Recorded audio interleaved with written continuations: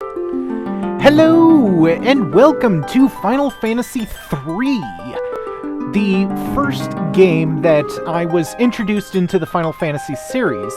Not many other people can say that. We are going to have a long-running series going with this, but holy shit, hold on one second. I'm sorry about that, but the music was kind of overwhelming for me. I don't know if I'm shouting over it or whatnot, so I had to tone it down a little bit. This game was gifted to me by one of my friends on Steam. I don't want to say their name because I didn't get their permission to. But yes, it was gifted to me, and the reason why I enjoyed it is because it was my introduction to the series. Now, this game in particular has quite a bit of history. More primarily with its introductions into new mechanics, and also its releases. Now, Final Fantasy has a funny story that I just want to get into before we start the game. I have right down here a list of many things. Now, as you know, Final Fantasy, well, I hope you know, is that Final Fantasy was first created as the last game that a production company made because they didn't think that they were going to make it. And so they had one last game that they created, and they called it their Final Fantasy. It was released on not the Famicom, but on some kind of other platform that was just emerging in Japan. But it got ported over to the NES and had huge success both on the original console and on the NES. And it was also sent over to the United States. Now this is where it gets kind of confusing. So it was released in Japan and in the United States at the same time. But 2 and this game was not released in the United States, but it was released in Japan.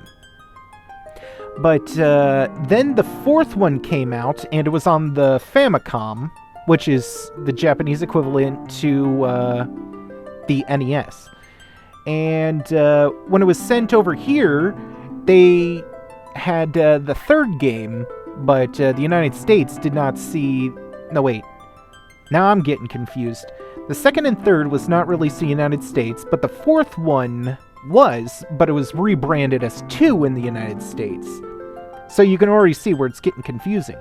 So the 5th one was released in Japan. Well, of course, it had to be released somewhere, but it was not released in the United States, and that was on the Super Famicom, the equivalent to the Super Nintendo.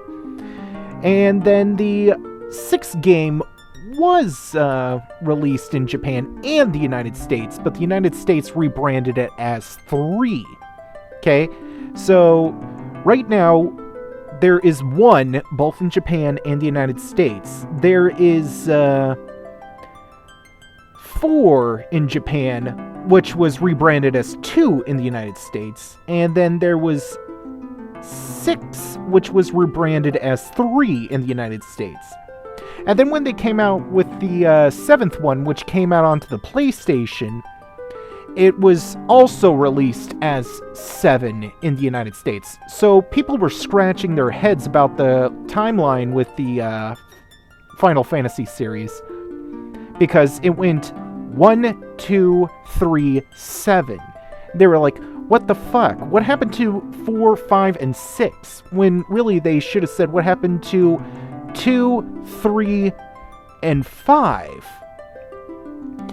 So, anyways, I know that this is a long introduction and stuff like that, so we... Oh, wait. Shit. Hold on. Sorry about that. Yeah, I was testing this out and seeing how it'd work out. But anyways, with that long introduction, we are going to go into a new game. So, something that I should mention to you is that I am only going to show a fight with new enemies once, and I will be grinding off-screen so that I can have this come out in a timely fashion. I didn't see that hole there. What have I got myself into now? An orphan raised by Nina and Elder Topapa in the village of Adventurous by nature, his curiosity gets the better of him as he tumbles into a hole created by the Great Earthquake.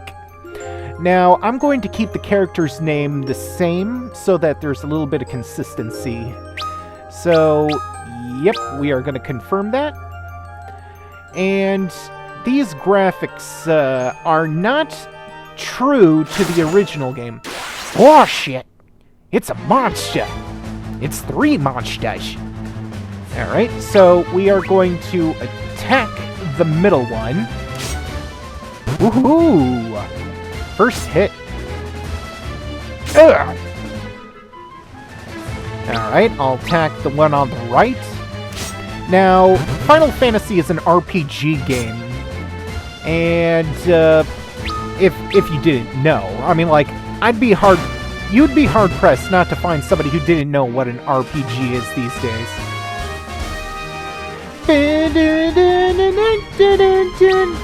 3 XP. Alright, so... Those were monsters? Why do I get the feeling this is not the safest place to be? Alright, so I am quickly gonna go to the, let's see... How do I config? Right, it's right there. We will take the music down to, say, probably about, I don't know, 4. And let's bring it down to 2. 3? Okay. And we'll bring the sound down to 6. Nah, 5. Okay, and then, we'll go to config 2, and we'll have the default move to run.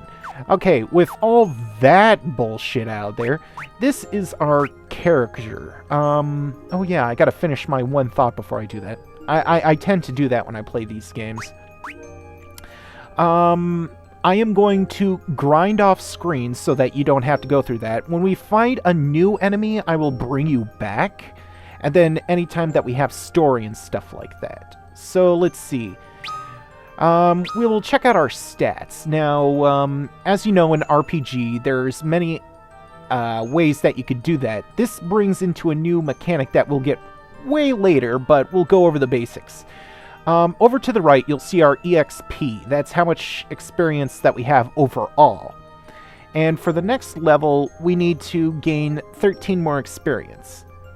And underneath that, you see all of our stats. You got our strength, agility, vitality, intellect, mind, attack, defense, and magic defense. Let's go over it in order, starting from left going down. So we got strength, that's how hard you hit. Agility is how fast you are, and likelihood that you're going to dodge. Also, I think that reflects onto ranged attacks, or, you know, stuff like that. Vitality is how well you take a hit. Intellect is affected by, I think... Intellect could be a aspect of magic. Mind and intellect could be magic, but they could differ in some way. Attack is, let's see, your damage. So strength affects your attack. And I believe intellect could influence defense. Now, defense is how much you can deflect damage. And magic defense is with magic, but is how well that you deflect magical damage. So mind and intellect, I'm not quite 100% sure. Now, up at the top, underneath my name, Luneth, you have HP, which is your health. So I got hit a few times, so I got 26 over 32 overall health. So I have 32 when I'm at my best. And when you hit 0, you faint and you die. You can have fainted members in there, but if all of them are fainted, you get a game over. And MP is how much you have in magical points. You use your magical points when you do, if you want to use magic. And when you run out of MP, you run out of your ability to hit with that. So that's only when you're a magician with that. And job level and job title we'll get into later. You got your equipment that we'll get into later. Formation, we'll get that later. Statuses and magic we'll get to later. So, yep. So we're in this cave here. I wonder what's over this way. There's absolutely nothing. Now, when you play these kind of games, you get... There's a good example of it. You get random encounters. So right now, we have no magic, and we have different levels of magic that we could utilize, which we have none of. We could guard, which would lower the amount of damage that we would receive, but we would do nothing offensively. So it's pretty much used for if your character can't do anything. Items, you can use certain items to affect gameplay. So say that I took a lot of damage and I wanted to regain health, I'd use a potion. There's many items. Equipment, you can switch out items that we'll get into later when we get some stuff. Rear?